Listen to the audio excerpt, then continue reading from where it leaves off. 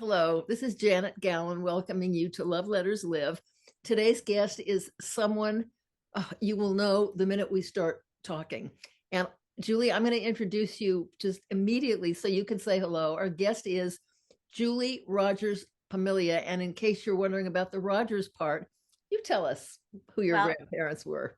I guess somebody has to be related to them, and it might as well be me at this point. My grandparents were Roy Rogers and Dale Evans on my dad's side. Yes. And I mean, I don't even know where to start, but you grew up knowing them. I mean, Oh, very much so. they Yeah. were they were part of your life. Mhm. Uh, what was your first awareness of them? First as grandma and grandpa. Well, I can remember as early as 3 years old, Grandpa hoisting me on top of Trigger, Oh, asking me top if of I wanted. trigger. Okay. Yeah. And I remember feeling very safe. That horse was such a bomb-proof, wonderful horse. He just stood there. It's like he knew that there was a child on him and he better be very careful. And so I have a lot of early memories. They were very hands-on grandparents, but I thought that everybody's grandparents had a TV show.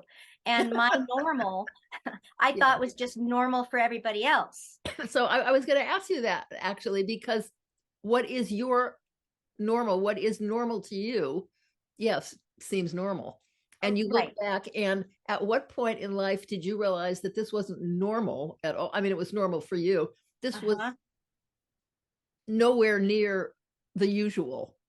Well, I remember very clearly back in second grade that my teacher called me up to her desk one day while everybody was very quiet, silent reading, doing something, and she pointed to the stack of weekly readers on her desk. The sack of what? I'm sorry.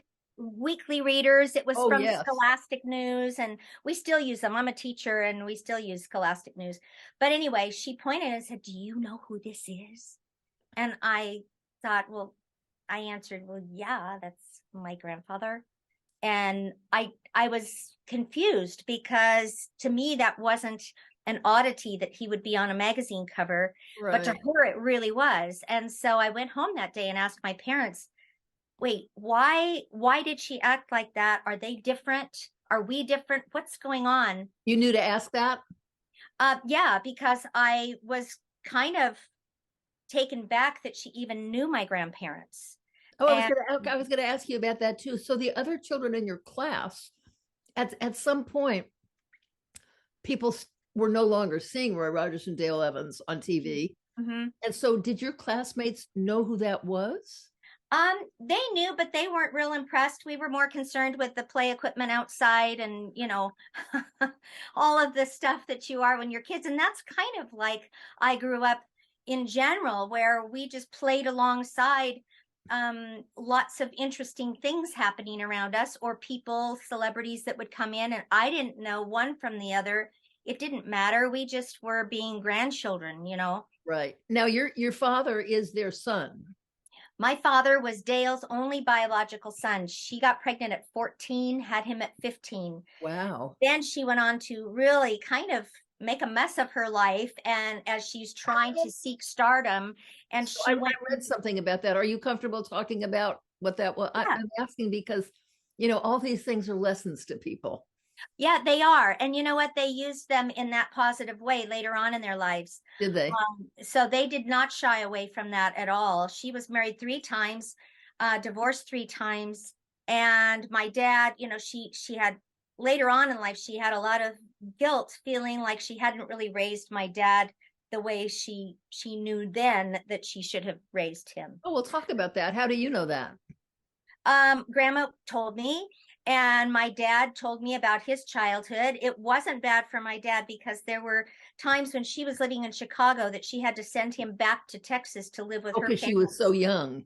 Yeah, and And not, she was trying to break into radio and eventually TV and movies. And so she sent my dad back to stay on the farm with my great grandma and grandpa, his grandparents. mhm. And he actually called my great grandma mom, and he called his mom Frances. And so, but he knew that that was his mom, even though he called her that. So he could have been really messed up. throughout So his life. Frances was her given birth name? Yes, she was Frances Octavia Smith. And for a while, she went by Fanny, and she married her second husband, third husband, sorry. His name was Dale Butts. So she was Fanny Oh, Butts yeah. for a while. And I don't think I would have probably changed my name if that had been the case. But my dad and her were very close. He went back to live with her in his teen years and on into, then when he left home and went So into the that army. was not an easy time for children to have been born into something so different. I'm just thinking. I mean, Yeah. okay, so I'm 81, and Mhm. I remember those days real well. And Uh-huh. people were uncomfortable even talking about divorce, Yes. let alone being born to a 15-year-old. Yep. And It was a very different situation for him, and it wasn't talked about. In fact, she had to hide the fact that she had a son when she made it to go to Hollywood. oh, They she said, did. "Oh, Okay. yeah," because it was shameful back then. And so it just wasn't, they didn't think it would help her popularity. So he had to go along as her brother. Oh my And goodness. he said, well, Mom, I can't lie. So if somebody asks me, I just can't do that. But I will make sure, that I will make myself scarce whenever the public comes around or cameras. And How old was he when he was aware of this kind of need? well, he was like 14, Oh. and he was just going into high school, and he just felt very uncomfortable. So, um, and she did that. She passed him off as her brother, and she lied about her age and said she was 21, but she was really 28. Mhm. And she also fibbed and said she could ride a horse when she was up for the part with Grandpa. She said, well, I'm from Texas, aren't I? And they took that as a yes. And my grandpa said he never saw so much sky between a woman and a horse in his life when she got on and started riding. So But she learned how. oh yeah, she learned how, and with my grandpa giving her tips and her taking some riding lessons, she was a pretty decent rider by the time their show ended. So She yeah. must have been just, you wouldn't know this as a kid watching things on TV. She must have had the kind of strength and ambition to be something big Oh, oh that yeah. that was just huge. Yeah. She was, The role fits her so well. yeah, You'd think she yeah, was just born Dale Evans and didn't have to right. work on any of this. And they liked her feistiness. They would give her parts with Grandpa where she was the city girl and she just was, in control of everything. And Grandpa would just kind of smile at her like an old country boy, which was really how it was in real life. Is that right? Now, let me ask you something. I mean, I should have looked this up myself so I could let That's people know, but okay. we can probably go to YouTube and put in Roy Rogers and Dale Evans and get episodes, right? Oh, yeah. You can get all kinds of stuff. Yeah. You can get their TV show, the intro to their show. You can get movies. You can, lots of I would things. advise people to do that because this was just such an enormously important cultural icon of the time. What do you think it is that made them so popular? I mean, people love cowboys and they love, why do you think? Well, I believe that, and Grandma and Grandpa, we talked about things kind of like this, Uh-huh. and they were very accessible and they were authentic. And they used to say, we are who we are. And, if the public likes it, great. If not, we're being true to ourselves. And um, they never forgot where they came from. And so they never deemed themselves too important for the fans. And Grandpa used to say all the time, if there weren't the fans, there would be no Roy Rogers. And For so him to know that, yes. he was very, very humble. Both I of was them were just, very yes, it humble. sounds like they had humility just around. Yeah. And they What, were very much the same off screen as they were on screen. uh-huh. What do you think they're most outstanding as screen, as cultural heroes?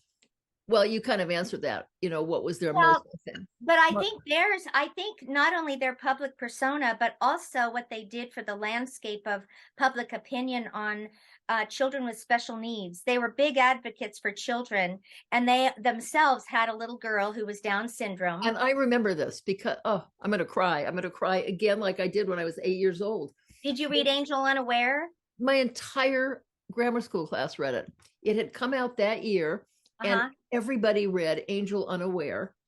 And, we came to school just like in tears, but we learned something. And your grandmother taught the world something that people are struggling to teach now about differences and about Down syndrome and about all kinds of things that make us different. That's right. And when that little girl's, I know. And when they were, when they brought her home, when they had her in the hospital, the doctors before they left said, okay, well, which institution, where do you want to put her? Yeah, this was one of her biological children. It was their only biological child. Right. Yeah, I wanted to point that out. Okay. They only had one. And out of all the 9, 5 were adopted. And then there was my dad, who was biological from grandma, and 2 from grandpa that were biological. But other than that, Robin was their only child. Tell us about her. Tell us about. It was a tough time. And when the doctor said, where are you going to put her? My grandpa was like, well, where do you think I'm going to put her? We're bringing her home. And they were shocked. And because of their outspoken views on kids with special needs and how to handle it, they started noticing families with kids with disabilities coming out to their rodeos and their shows in droves with their special needs children. And he started to ask, like Madison Square Gardens and wherever they performed, for them to leave the first few rows around the bottom of the arena close up for those families. And then after the show, they would go along and shake hands on horseback with all of those fans. And I didn't know any of that. I'm so happy to learn this about them. But they were very tenderhearted. She was born in 48. So she was born like in what, 1946? No, she was Robin. Yeah. No, she was my sister's age, and my sister she was born in 52. That's right. So I was 10. Yeah, okay. Yeah. She was Robin was just 2 when she passed away. So it was before I was born, but it really changed the family in that the family became so open-hearted and loving and just, I don't know, just a lovely family that everyone was included. And, I have an aunt that is Native American. I had an aunt that was from Korea. I had an aunt from Scotland. Mm-hmm. I had an uncle that had special needs because he had been beaten as a child and he had some brain damage. Uh-huh. And so they just loved children. And they just wanted, a big house. They all, well, not a big house, but a big household with lots of children. So they did. And here we all are. She was such a leader in so many ways. I understand that she wrote Happy Trails. Yes, and I didn't even know that till I was in college. Is that right? Oh, you said you was on the radio? Go ahead. Yeah, I heard it. I heard her name on the radio that was down low, and I turned up the radio to see what they were talking about, and they said, "Oh, Dale Evans wrote this iconic song, Happy Trails." I said, "Are you kidding me?" And I went to the phone, and I didn't even let her answer. I said, "Grandma, you wrote that?" And she said, "Wait, what? What?" And I said, "You wrote Happy Trails?" And she said, "Well, yeah." So why didn't you ever tell me? She said, "Well, baby, I just didn't think it was that important." Didn't come up in conversation. Yeah. No. So I was like, fine. No one in this family tells me anything. And I find it out from a radio guy, when I'm in college. She laughed. Well, that's just another point up for them for humility. Yeah. They didn't push anything on people. They were just normal people with very extraordinary jobs. Yes. Really. How did your grandfather, if you know this, I mean, gosh, they were so ahead of their time in so many ways that the world is trying to catch up in now. Mm-hmm. Like women being able to achieve. Yep. I mean, not that they haven't achieved enormous amounts everywhere, but she was, kind of ahead of her time, and definitely they were ahead of their time by today's standards in the world of disability and differences and making room for everybody and accepting it as just normal life. That's just the way it is. And We didn't see all of those cultures other than they celebrated them and were very had the children learn about where they came from, and they were very proud of that. But they were so inclusive I that could see that. Yes. they How is never it? made an issue. How Yeah. is he to her? How In was terms he of to just love and respect, how did he treat her? you mean grandpa? Uh-huh. Oh my goodness. They just adored each other. They were very much opposites, and In he what was way? very, very shy. Oh my goodness, he was painfully shy. And Dale, my grandma, was she didn't have a shy bone in her body. She was a force to be reckoned with. And when they were on interviews, he didn't mind that she did most of the talking because he said, well, it gives me more time to think of what I want to say. Mm-hmm.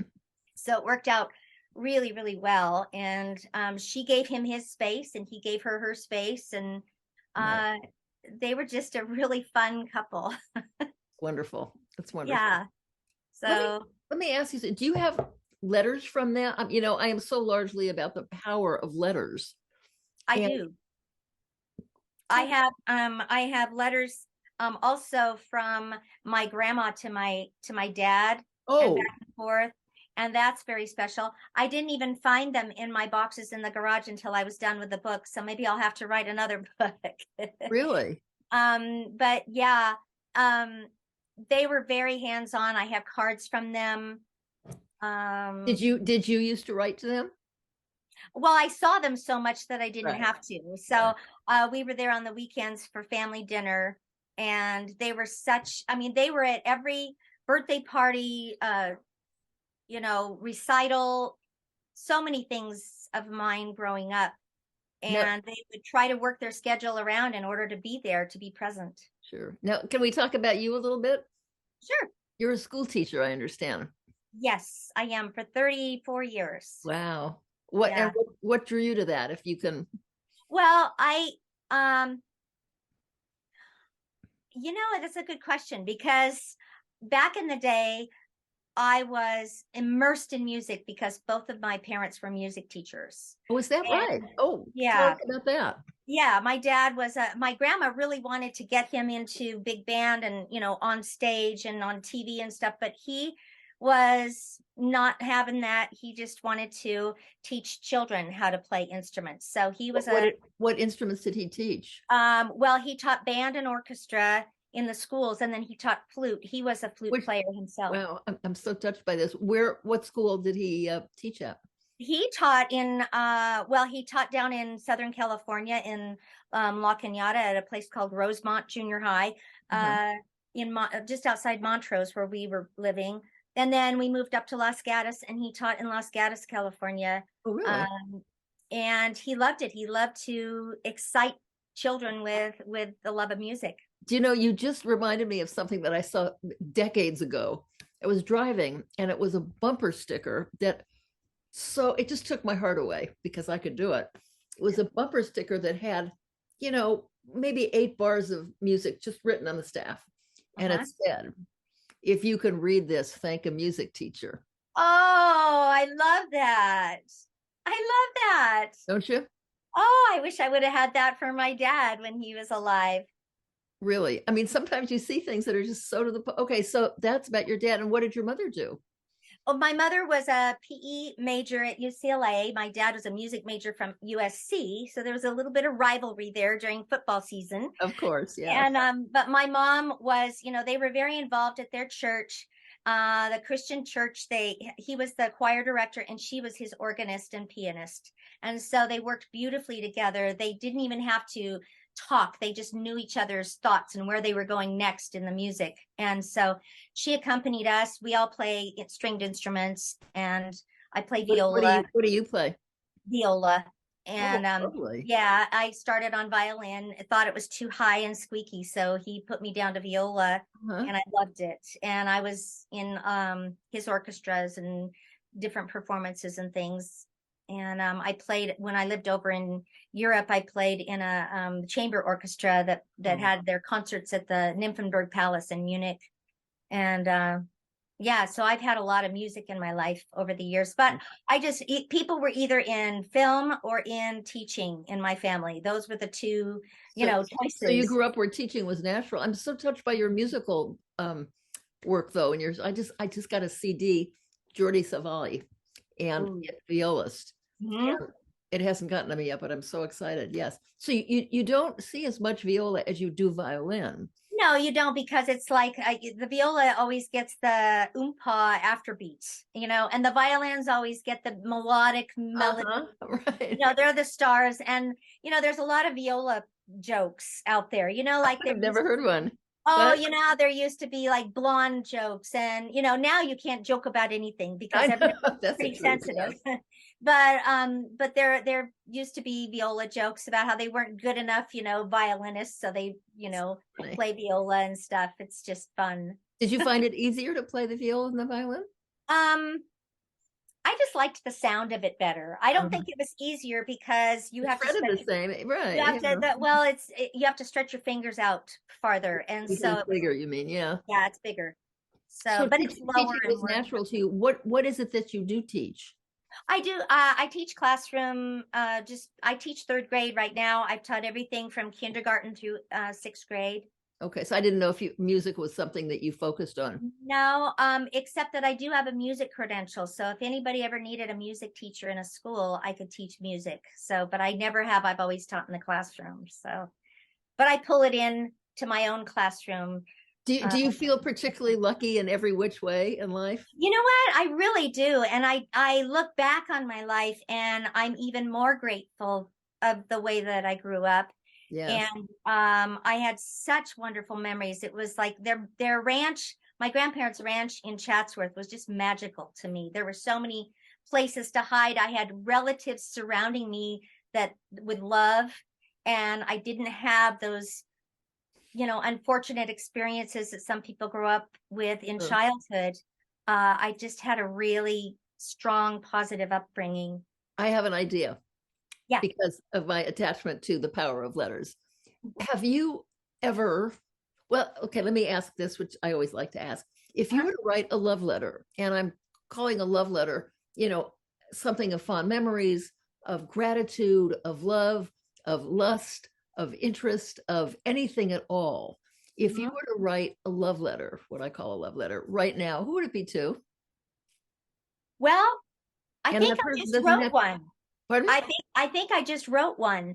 I actually feel like this book that I just wrote is a love letter to my grandparents, because the subtitle in it is, the title is Your Heroes, My Grandparents, and then underneath that it says A Granddaughter's Love. And Lovely. I have so much love for the way that I was brought up, and my dad is included in that too, my parents. So That we can find this book is out now. It's Oh available. yeah. Yeah, it's on Amazon, and it's also on Barnes and Noble and other places, but those are the two main ones. And on Monday, which is what, day after tomorrow, it's officially on. So right now, today and tomorrow, it's still pre-order, but we're right on the cusp of having it just go straight order. There's hardback and paper book, and I'm satisfied after writing it. It's great if it sells, and I really hope it does. And I hope people talk about it, especially to younger people who may not know them. But my job that I set out to do has been completed. And it is a love letter to my family Of and my course. grandparents and my parents. Let So me I ask feel you good. something else. Excuse me. I always, tend to think of a love letter as something written in your handwriting. Uh-huh. And if you to, well, first of all, I do want to say that the flyleaf in a book is a wonderful piece of stationery for a personal note. Mm-hmm. You It know, is. to It write is. to write. I'm sending you this book, and just to write something loving. So your handwriting, that'll last forever. But what about an like? Are there children in your family now? Children, meaning do I have children You or or nieces and nephews or yes, yes. I have the youngest children. I think I might have me and from my Fox side of the family. Yeah. I have children, but they're even grown. They're like 34, 30 although and I that's kind of funny because you don't look very much older than that yourself, but Oh, you're so sweet. that's a But whole other thing. I do have three grandchildren, and they are all under the age of 3. Oh, you So, do? Okay. So so I I have want a them to thought because, know. you know, you're part of such an important history in so many areas, in movies and in singing and in creativity and in disability and you're just, you lead to so many things. There's a lot of levels. Yeah, a lot of. Yes, thank you. A lot of levels. That's exactly right. Thanks. And I was just thinking, see, I don't think just because a person's no longer with us on this earth, there's any reason to stop talking to that person That's right. or writing to them. Mhm. And I have written letters to people who have gone.